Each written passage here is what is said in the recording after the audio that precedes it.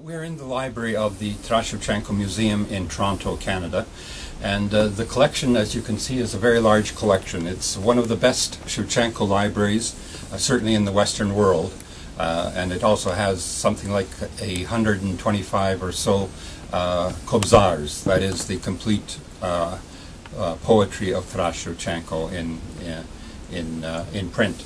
We do have one book, at least, that was published when Shevchenko was still alive in 1860. So this collection is a very valuable collection of Taras Shevchenko.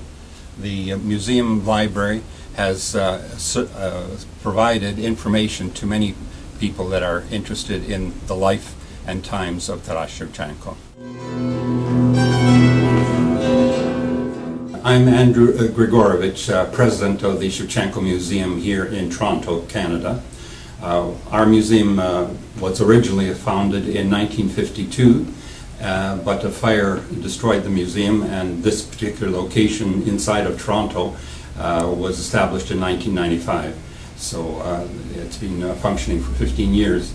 Our museum is primarily about the great poet and talented artist Taras Shevchenko, who lived from March 9th, 1814 to March 10th, 1861.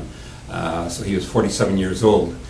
He suffered in the Russian Empire, which at that point ruled Ukraine, and was arrested by the Russian police at least 3 times, and exiled by the Tsar of Russia to Siberia as a common soldier, which also broke his health.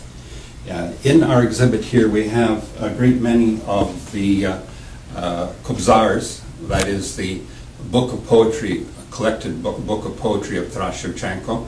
Kobzar is a minstrel in English, and that's basically what Shevchenko was.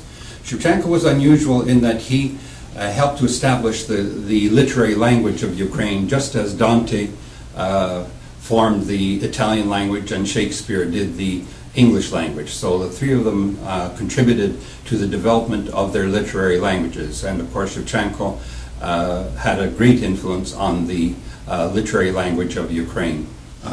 Here we have examples of the very first kobzar of Taras Shevchenko, published in 1840 in St. Petersburg, the Russian capital at that point. And we also have a collection of some of the kobzars here. We have a total, I believe it's about 125 or 130 kobzars of Taras Shevchenko. One interesting thing about Shevchenko is that he has a tremendous number of monuments around the world.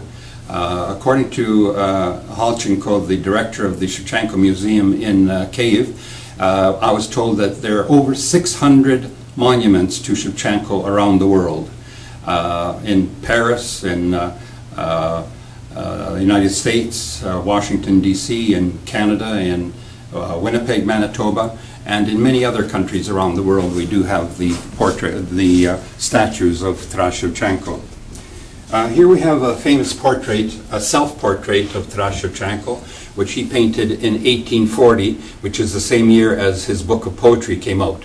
By profession, Shevchenko was actually not a poet, he was an artist by profession, and he was a genius both in poetry and in painting.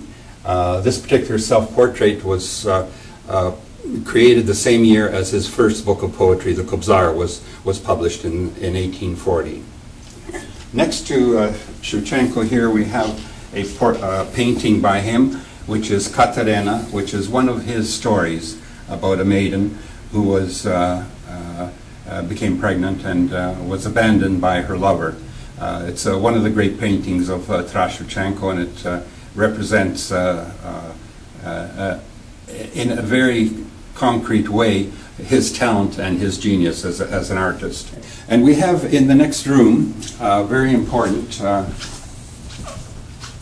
collection. On this wall we have the works of Taras Shevchenko. Ira Aldrich was a very famous Shakespeare tragedian. He was responsible for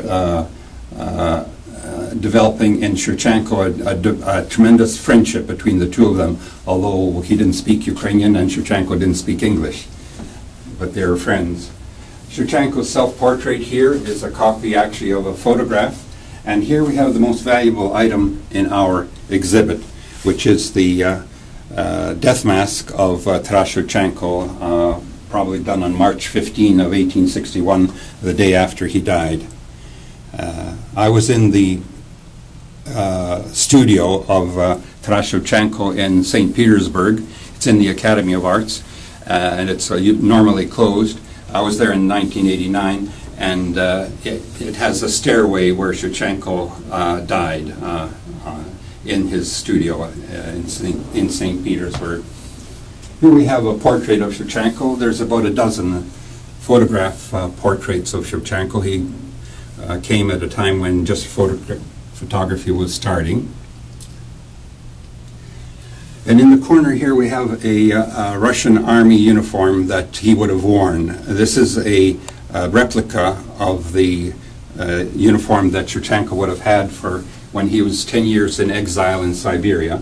And this was used in the film Taras Shevchenko by Bondarchuk, who was a prominent actor, and the film is called Taras Shevchenko. And here are other illustrations of Shevchenko's work.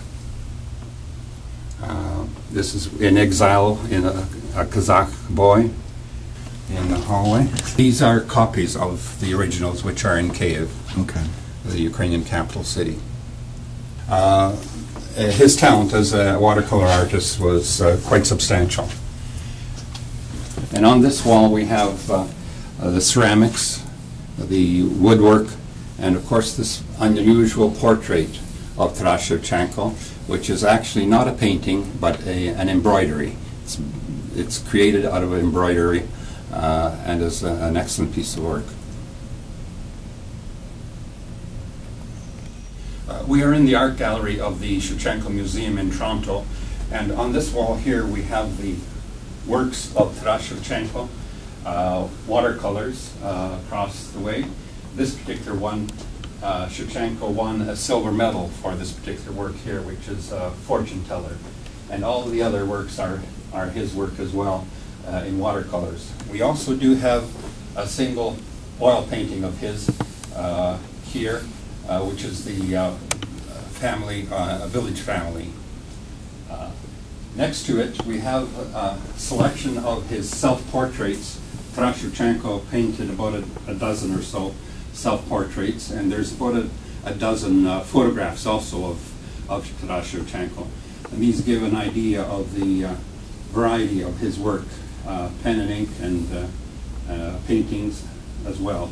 He was forbidden by the Russian Tsar to either write poetry or to paint when he was in exile, but he ignored the Tsar's command, and he did continue to write poetry and to paint.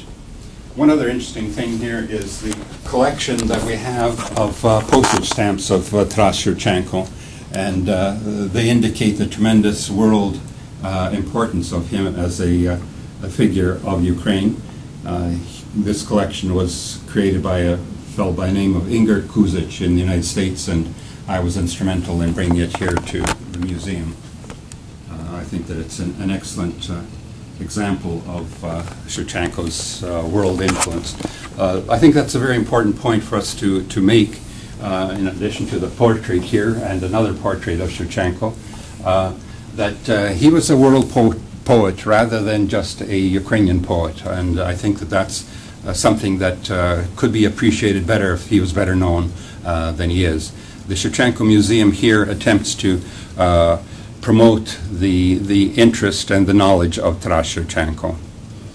We're beside the head of a monument that was in Oakville, Palermo, Oakville, for a good half century, from 1951, when it was unveiled, and it was unfortunately stolen much later, and only the head has survived. What is very important, though, is that this museum, the only one in the Western world, in the Americas, depends on donations rather than support from the government. We do not get any kind of government support. We would appreciate it if you've enjoyed the show and if you appreciate Taras Shevchenko, to consider a donation to our museum, because it will help us, since we get no grants from the government or any other major agencies. I hope that you have enjoyed the visit to the Shevchenko Museum. We've given you a tour of our treasures, and our art, and I hope that it has been of interest to you. If you are ever in Toronto, Canada, please come and visit us. We are open from 10 to 4, Monday to Friday, and we're located on Bloor Street West in Toronto at 1614.